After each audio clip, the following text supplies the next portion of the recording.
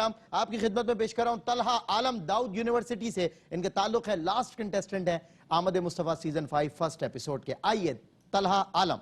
1500 سال قبل کا وہ معاشرہ جہاں دختر کشی جرت و بہادری کی علامت سمجھی جاتی تھی صدر علی وقار، کہ وہ معاشرہ کہ جہاں عزت و ناموس کی دھجیاں بکھیر کر خانہ خدا کا ننگے طواف کرنا لائق تقلید عمل تھا، کہ وہ معاشرہ جہاں دوسرے کے گھاٹ سے پانی پینے والے اونٹ کا پیٹ چاک کر کے انتقامی جذبات کو بجھانا شجاعت و بہادری کے زمرے میں آتا تھا، کہ وہ معاشرہ جہاں جسم تو تھا مگر احساس نہ تھا، جہاں دماغ تو تھے مگر شعور نہ تھا، جہاں بھائی تو تھے بھائی چارہ نہ تھا، جہاں ماں تو تھی مگر قابل احترام نہ تھی، جہاں بیٹی تو تھی مگر قابل رحم نہ تھی، جہاں بیوی تو تھی مگر قابل توقیر نہ تھی، لیکن خدا وحدہ لا شریک نے ظلمت مٹانے، انتقامی جذبات کو بجھانے اور پیغام رحمت سنانے کے لیے وما ارسلناک الا رحمت للعالمین کہہ کر رحمت للعالمین کو مبعوث فرمایا کہ آمنہ کا دلارا ہمارا نبی،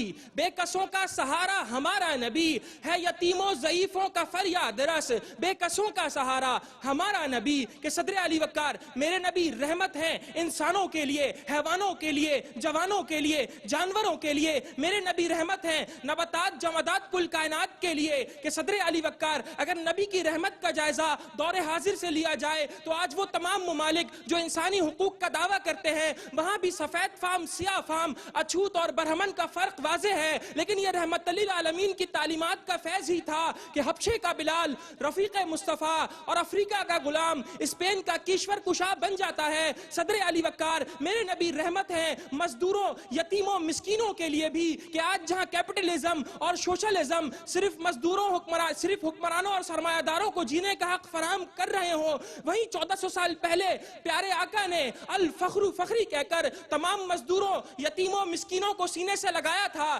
صدر علی وقار آج جہاں فیمنزم کے نام پر صنف نازک کو کارپوریٹ سیکٹر کا غلام بنانے کی سازش کی جا رہی ہے، مگر میرے نبی رحمت ہے عورتوں کے لیے بھی. کہ اگر عورت ماں ہے تو قدموں تلے جنت ہے، اگر عورت بیٹی ہے تو گھر کے لیے رحمت ہے، اگر عورت بیوی ہے تو انسان کی زندگی کی رونق مسرت ہے. تو صدر علی وقار جب ہی مائیکل ہارٹ یہ لکھنے پر مجبور ہو گیا کہ my choice of Muhammad to lead the list of the world's influential persons may surprise some readers, but he was the only man who was supreme successful in the history of mankind. کہ خدا اگر محمد کو پیدا نہ کرتا، خدا کی قسم یہ خدائی نہ ہوتی، نہ جنت نہ دوزخ خدا پیدا کرتا، گر احمد کی جلوان نمائی نہ ہوتی، اور خدا جانے شمس و قمر پوچھتے ہم گر ہدایت محمد سے پائی نہ ہوتی صلی اللہ علیہ وسلم. بہت خوب ماشاءاللہ.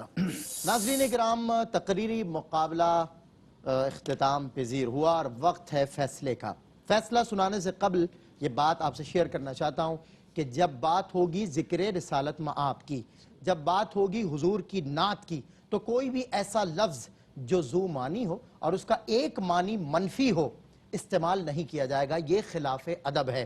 دور حاضر کے اور ہماری سٹیٹ کے اس اسلامی جمہوریہ پاکستان کے ایک بہت بڑے مزاح نگار مسعود انور صاحب، وہ بھی جب نعت کہتے ہیں تو سنجیدگی اور ادب کے کس نہج پر جا کر قلم اٹھاتے اور طبع آزمائی کرتے ہوئے نظر آتے ہیں. مسعود انور صاحب کی نعت اور پھر فیصلہ اور پھر آپ سے اجازت. وہ عزم کے تھکتا نہیں طائف کے سفر میں، خورشید کے کاسے میں تیرا صدقہ انوار، خیرات تیرے حسن کی کشکول قمر میں، اے سید سادات عنایت کی نظر ہو، یہ عہد ہوس ڈوب چلا ظلمت شر میں، یہ عہد ہوس ڈوب چلا ظلمت شر میں.